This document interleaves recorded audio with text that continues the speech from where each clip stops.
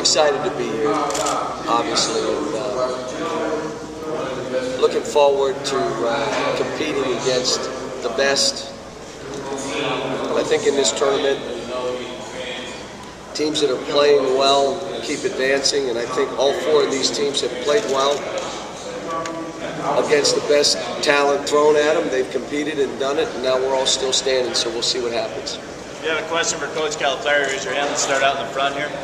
Now, how would you kind of characterize your relationship and sort of rivalry with Tim Calhoun over the years? Well, it's fine. I mean, everybody's making a big deal out of it. We haven't competed against each other, and after our game in Maui, I grabbed him and said, "You did a great job. You really coached this game, and you outcoached me, made me look bad." I think he appreciated it, but it's we're both competitors. We're both going to want to win the game, but this isn't about us. I'm not on the court, and neither is he. It's about how we get our teams to play. He takes great pride, and so do I. We'll see what happens. But I don't. People are going to make more of that than they really should. Question on the right. Please state your name and media outlet. Matt Musil, CBS here in town. Coach Calhoun said he wanted his kids to go to Brackettstown and enjoy the experience because they may never get back here. What's your philosophy, John, when you come into Final Four situations? Well, I agree. Our kids went to the mall last night. We have a dinner we have to go to this afternoon, which I wish we didn't because we'd probably go to a movie or do something. But I want them to let their hair down, but I also want them to know that let's do what we've done in these other weekends. Our tournament down in Atlanta, the SEC tournament, what we've done in Florida, what we've done in Newark. Let's do the same, which is we're going to get ready for the games, but we're not going to overwhelm them. Our players have not watched Connecticut tape. They're going to watch it just like we do prior to every other game. We're preparing them for what Connecticut's going to do, but I want them to worry about us. And that's what we've done all year. We're not going to deal with this like any other game. We're dealing it like it's a regular season game. Question in the middle. Josh Siegel, Daily Cougar. Coach, last year you had a core of freshmen. This year you have a core again of mainly freshmen. How do you year after year reload and still have such great success?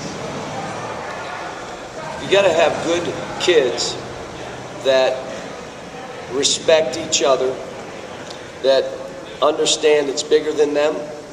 So I'll give an example. Two heroes for us right now are Terrence Jones and Duran Lamb. You may ask, why do you say those are two heroes? Because Terrence Jones in Maui took 44 shots in 3 games. And that's all they talked about was him. He's taken 33 shots in 4 games, taking a little bit of a back seat so we can step forward. He's still rebounding and defending, but he's not the centerpiece of the offense. Duran Lamb had to cut out some minutes and step back a little bit for DeAndre Liggins. That's what happens when good kids understand it's about our team, not just about me. And you might, and again, in these situations, these kids want to be the man. Now, I will say this, both in Terrence's case and Duran, they could go for 25 now. They're that talented. And they've done it, both of them, this year. But those kind of plays where the kids understand my role is not as important as the goal of the team, that's when things go good. And I've been fortunate. I've been blessed. The young kids that I've had, good players, and they've been good people. They listen. They respect each other. They respect the coaching staff, and it's been fun. Next question's over here, Steve.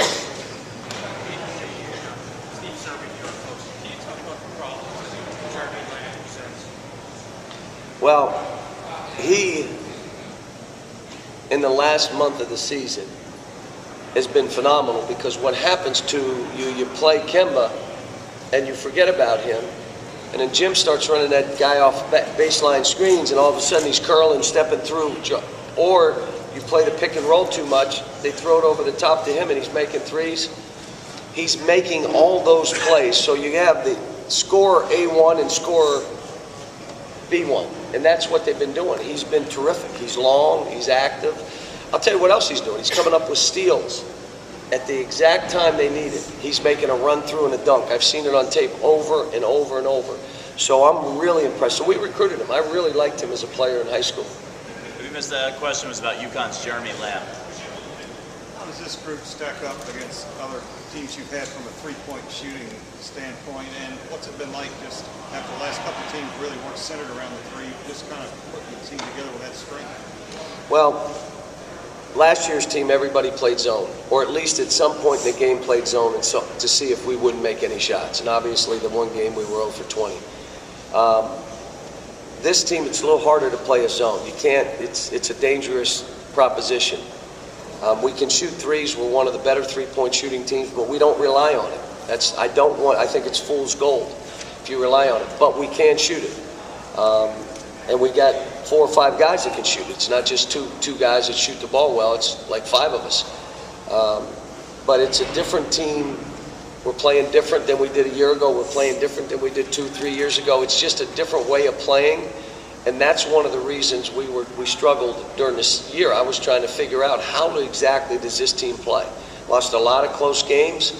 I put that more on me than these young people because they were trying to do what we were asking. Probably weren't asking them the right things. But we've kind of figured it out. This is the best way for us to play, and they're performing.